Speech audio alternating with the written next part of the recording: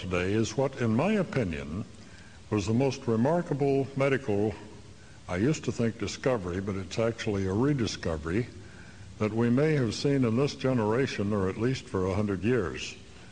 And it has to do basically with a new paradigm in medicine. And that paradigm, which emerged at Albert Einstein College of Medicine in New York City in the spring of 1990, was that all disease-causing bacteria, microbes, germs, pathogens, parasites, and viruses are completely controllable by electrification of the blood.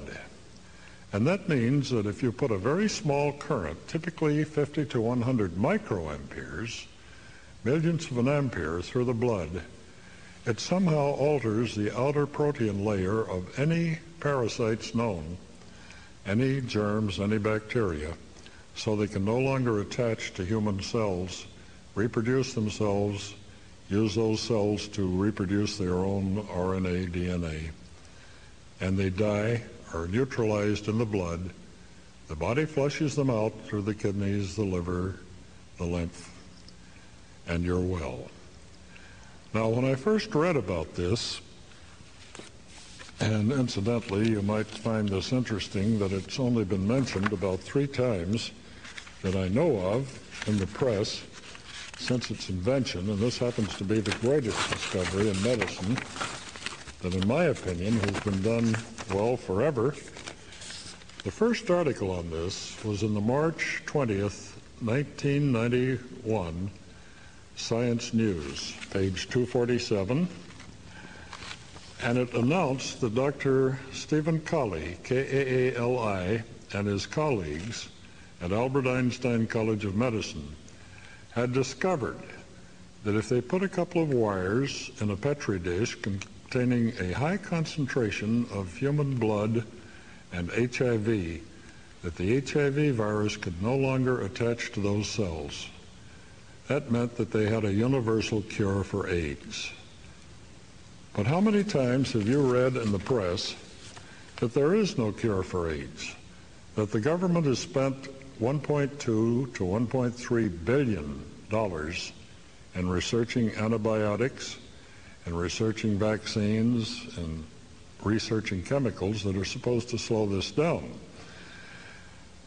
And the best that I know of that they have come up with to date are the combination therapies. They're called cocktails.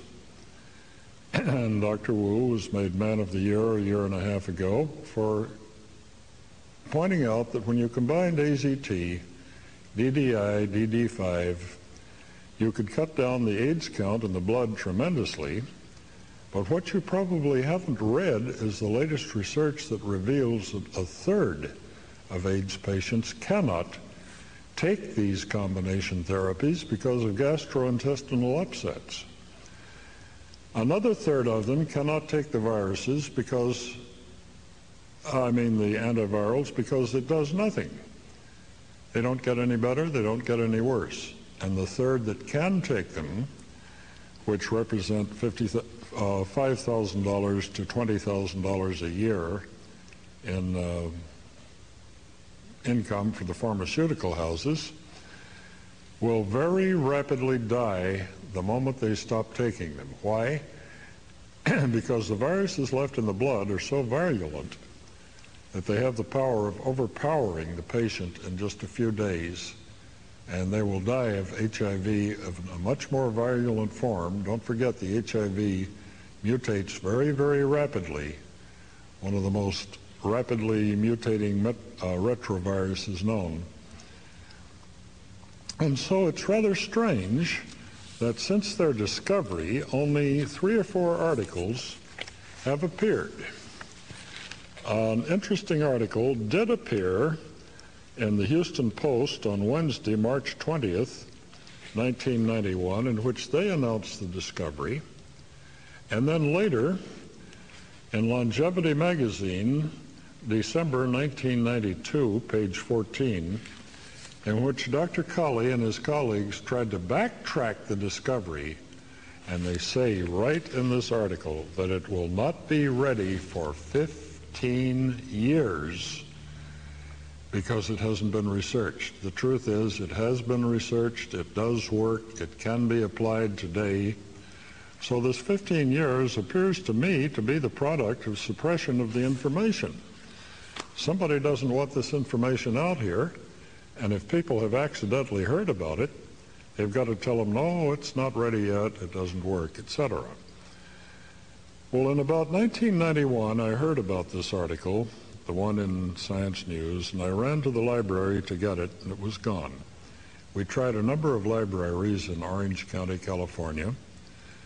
Finally, from a librarian, got one of their reserve copies of Science News. So I wrote to the college, and I asked for a copy of the paper. I'm a doctor, not a medical doctor, a DSc, Doctor of Science. If I could have a copy of the paper, which was published in the spring edition of the Conference of Combination Therapies in Washington, D.C., I was amazed to find that it didn't exist. It had been apparently removed from the journals and the proceedings.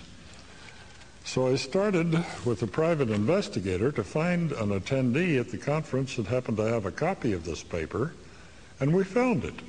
It existed. It had been written by Dr. Kaali, K-A-A-L-I, and Associates, and it gave me the basic information that they had made this discovery, and it later turned out not to be a discovery at all. It was a total rediscovery. It did work. Now, who would like to see this information suppressed? Well, just guess what this is going to do in decimating the incomes of the medical profession, the doctors, and cutting the incomes of the pharmaceutical houses to practically nothing. So what I did is I designed and built an apparatus for doing this work at home. And you can cure yourself at home with no doctors, no nurses, no drugs, no herbs, no pharmaceuticals, easily. And at the time we thought about 21 days, now it's about 4 to 5. But this is the original article that I wrote and published and gave away. I never charged anyone a nickel for this work. And because 10-year-old kids who were computer nerds could build it, but some people couldn't, we published a complete parts list, which you take to Radio Shack, put on the counter, and if you don't know what a resistor is, you let the clerk get it for you, and it costs 15 cents. 100K pot costs $1.34, etc. But with this complete parts list, and any 10-year-old kid who knows which end of a soldering iron to hold, you can cure yourself. Now, this is pretty remarkable because the message here is basically take back your power. You yourself have the sovereign power over controlling any infectious disease.